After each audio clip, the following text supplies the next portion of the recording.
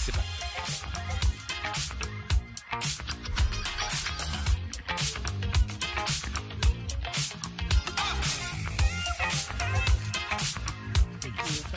Pero hay algo, Nacho, y todos quienes nos están viendo, que sí tenemos que tener claridad absoluta. ¿Qué cosa? ¿Y sabes qué es? A ver. Respecto a nuestras deudas personales. Buen ¿Cómo manejarlas? Sí, nos vamos con un tema serio, chiquillos, ahora, porque la verdad que eso tenemos que estar con toda la Nos atención ponemos posible serios. y saber cómo organizarnos, cómo ordenarnos y también todas las implicancias legales que esto conlleva.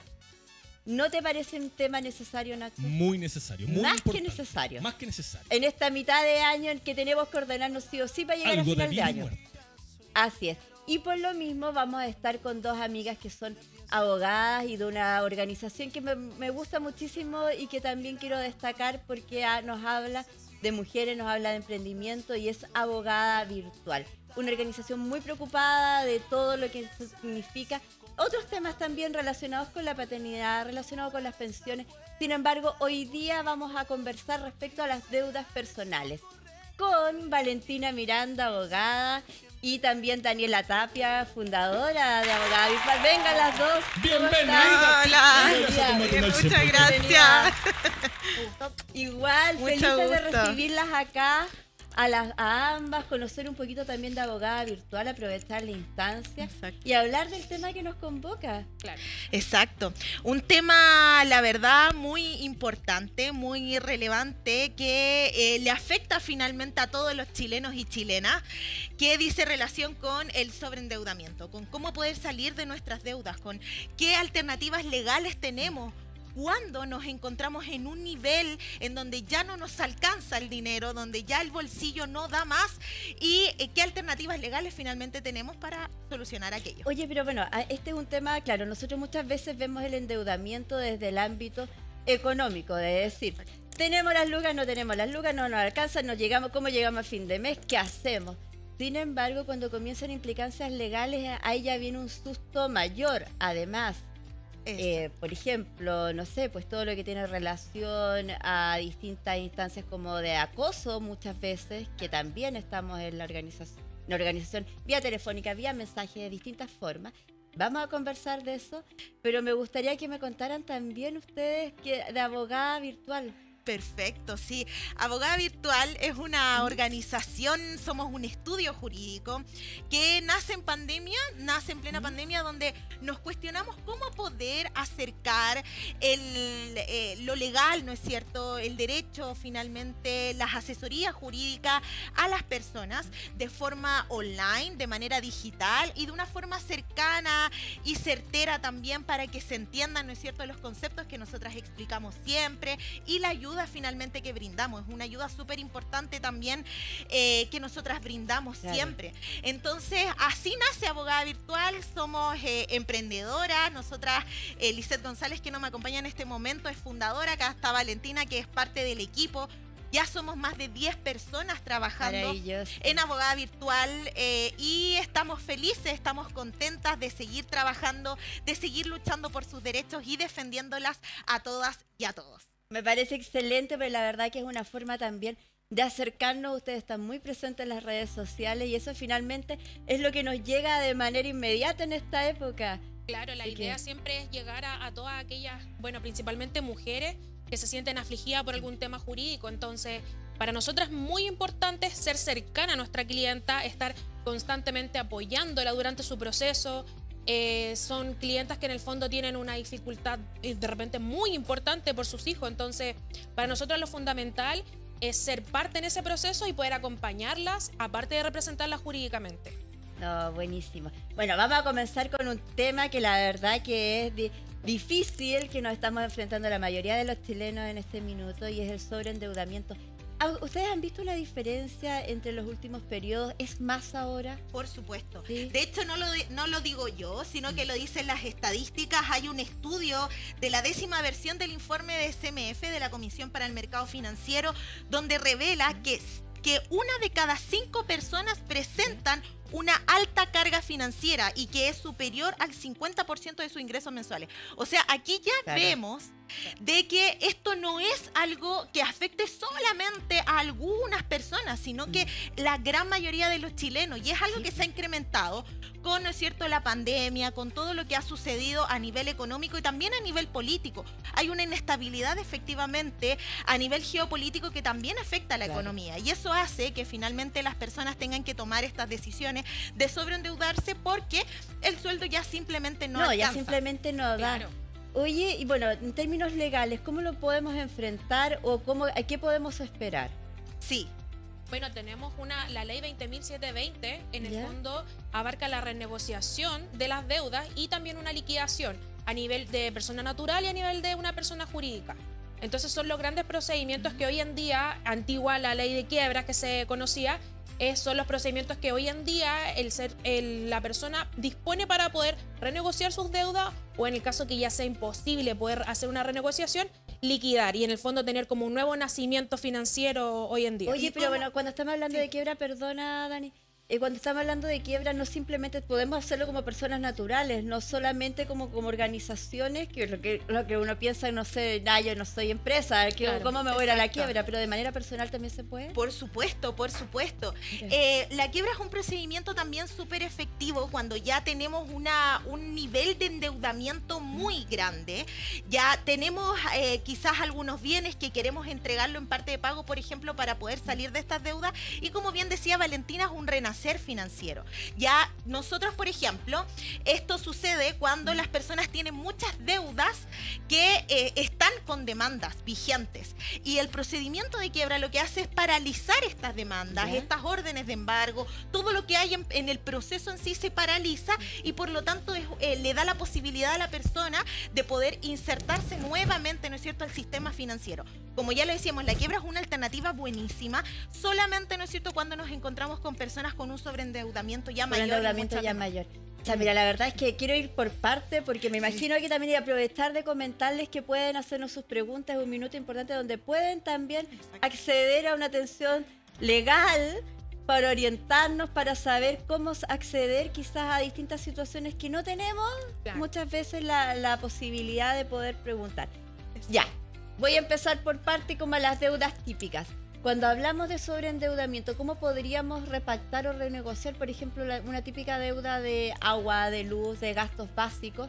¿Qué punto ya uno dice, ¿sabes qué? Ya no puedo juntar más deudas? Sí. Una cuenta, dos cuentas, cuando ya están con corte, ¿en qué situación? Sí, el procedimiento de renegociación es un procedimiento voluntario que se sigue ante la Superintendencia de Insolvencia y Reemprendimiento. Ya. Siempre nosotros recomendamos que lo hagan siempre con abogadas, en nuestro caso abogada virtual .deudas, que somos abogadas expertas en esto, porque siempre se pide una serie de documentos.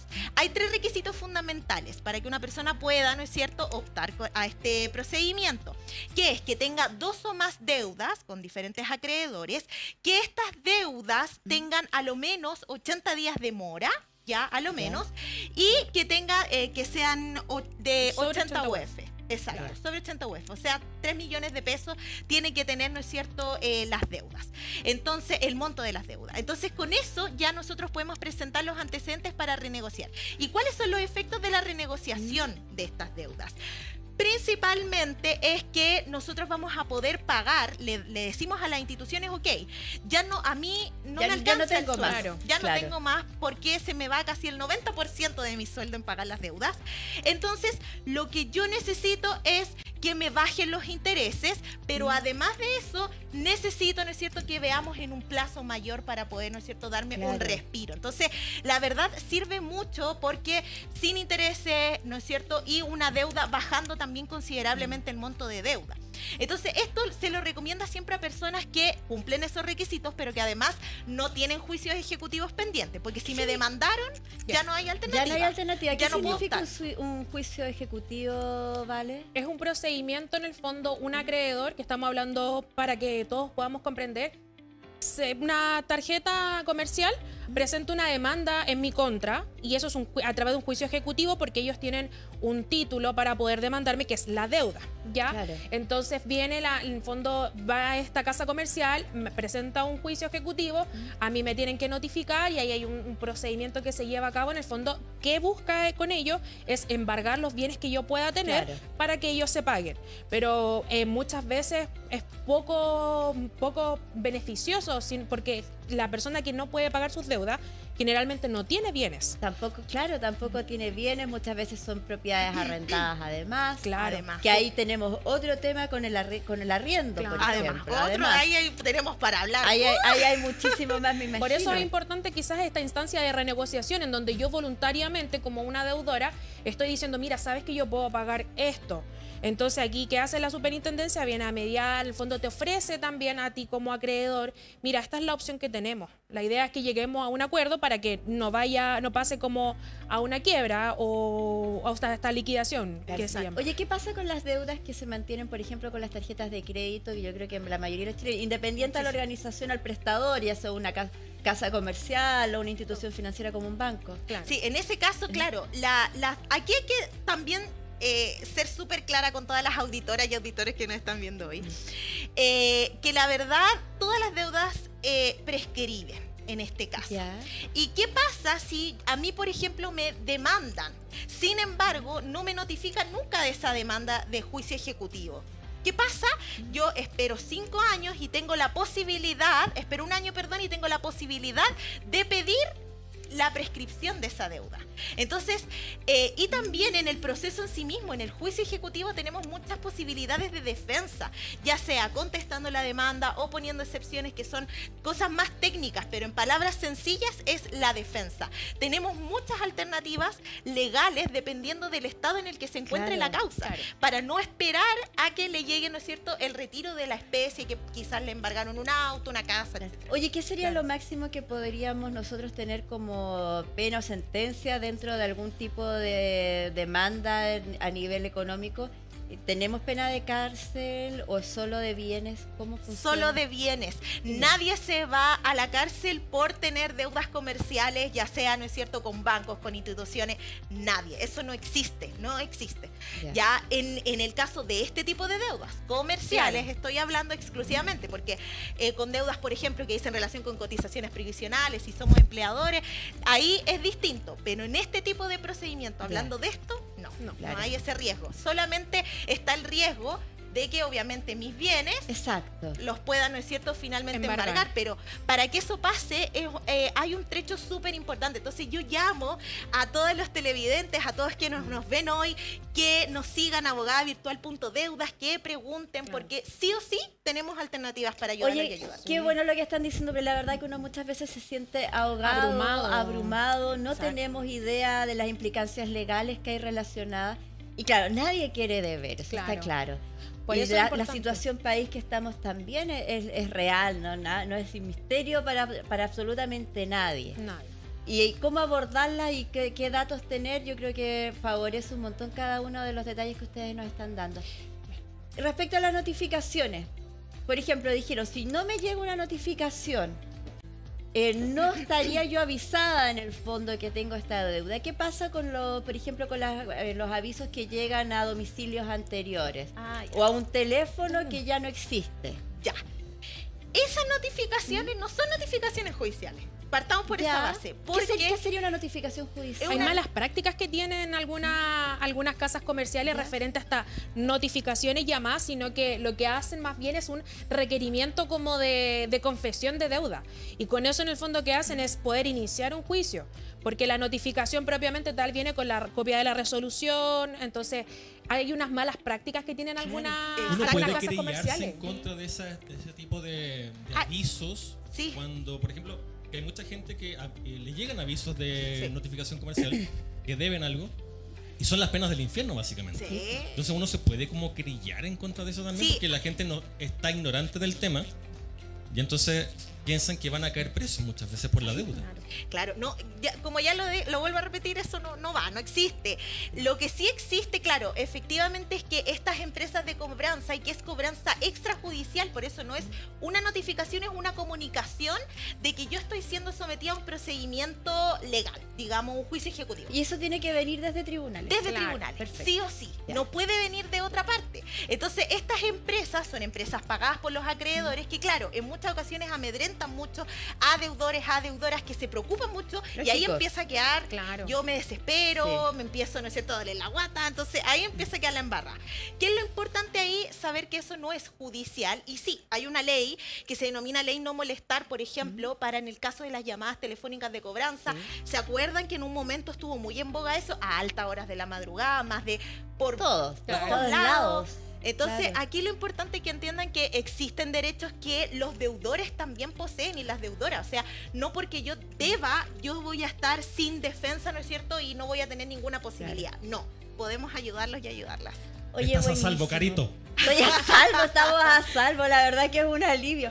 Yo ya el hecho de pensar, pues de verdad que yo con todos los años que tengo no sabía que por uno no podía irse preso. Hacía cumplir una condena, fuera cual fuera, por una deuda comercial, una deuda de una tarjeta de crédito, lo que fuera.